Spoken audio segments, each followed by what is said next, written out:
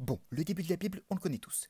Dieu débarque de nulle part, en une semaine il te sort une planète nickel avec des océans, des continents et tout et tout.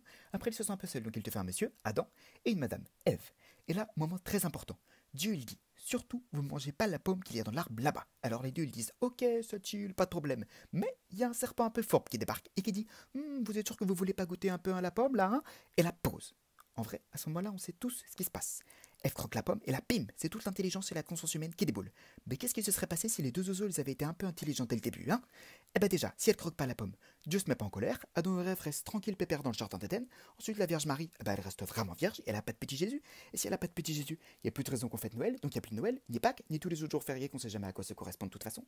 Et s'il y a pas de petit Jésus, il y a pas de conflit religieux et tout le monde il s'entend bien. Et en fait, de toute manière, il n'y a pas du tout de religion. Parce que comme il ne mange pas la pomme, la Bible s'arrête là.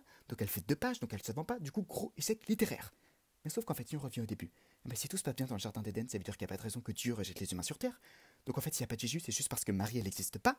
Et ça veut aussi dire que ceux qui font les guerres de religion, ils n'existent pas non plus. Et si eux, ils n'existent pas, ça veut dire que nous, on n'existe pas non plus. Et qu'il n'y a pas du tout d'être humain sur Terre et que moi, je n'existe pas non plus. Donc en fait, c'était pas si con que ça d'avoir croqué la pomme, Ève.